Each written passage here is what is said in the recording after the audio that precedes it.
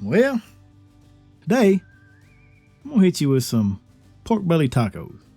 I've got this pork belly left from a cook we did a few weeks ago. I'll leave a link right here to the bourbon maple glazed pork belly.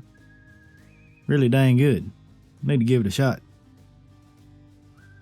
Now I've lost my... Oh yeah, we're making tacos today. So let's get these two pieces broke down a little bit. We're going to cut them into strips. Square strips at that. That way we can get this marinade around more sides of it. Get you a vessel of choice that you can marinate in. And then you come to realize that this vessel is kind of like most of my shirts. The belly won't fit in it. So, get something a little bigger. And guess what? The wife must have shrunk that one too. Well, let's just make her own. We'll get us some vacuum seal bags and stick it in there. I think this will work. And let's make up this here paste of a marinade. Start out with a can of chipotle peppers and adobo sauce. They probably all come in this size can. And a bunch of cilantro. And not a bunch like a bunch, but it comes in a bunch at Walmart. And then 4, 6, 8, yeah, a bunch of garlic, because we're going to keep the vampires away. A shallot, because I just happen to have one in the kitchen. Squeeze in the juice of 2 limes. And I think that's about it for those ingredients. Then we're going to put in one of the best Mexican seasonings on the market. That's Malcolm's Grande Gringo. I think 2 big handfuls and a dash will be just enough. To get this kind of pasty, we're going to add in 4 glugs of avocado oil. Give her a little spin. And there we have it. Give it a snort test. Smells good. Give it a taste. See if it needs anything. It's got a little kick. And I've got girls here at the house, so I'm going to mellow it out just a little bit with some regular old honey. And that's it. That's going to make a nice marinade. So let's get in this bag and see if we can get it shook up. And this is where things go wrong. There went my external recorder on the concrete floor. Expensive mistake. Get you a bigger bowl because you're mad because nothing's going your way. And get all that. Oh, my wife said not to mention that this might look like poop, so I'm not going to mention it. Anyway, get in a bowl. Regain your composure.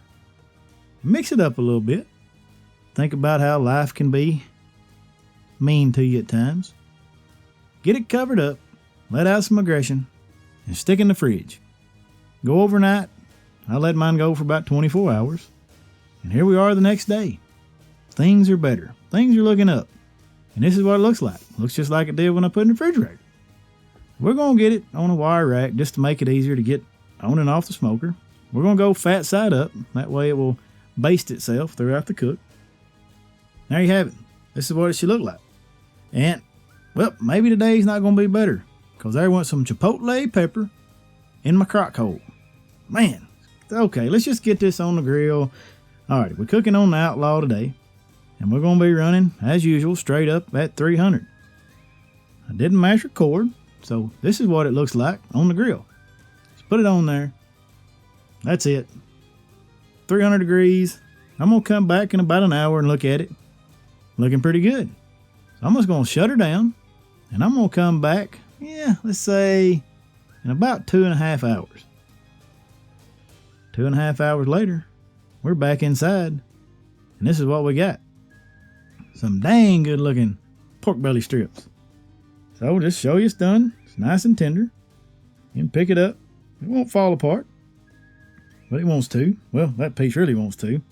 And to give you a good temperature reading, we're looking about 205, 202, somewhere in that area. Now let's cover her up. Let's get her in the poor man's Cambro and let it rest for a while. We're going to make us a little pineapple salsa, what we'll call it. Let's get our ingredients. We're going to get about 2 cups maybe pineapple, a couple jalapenos, a couple cloves of garlic, a couple little bitty red peppers, half a red onion, avocado, cilantro, and 3 limes. And dice up the other, the stuff that needs dicing. Okay, pineapple head, you've served your purpose. Get it out. Get in a bowl.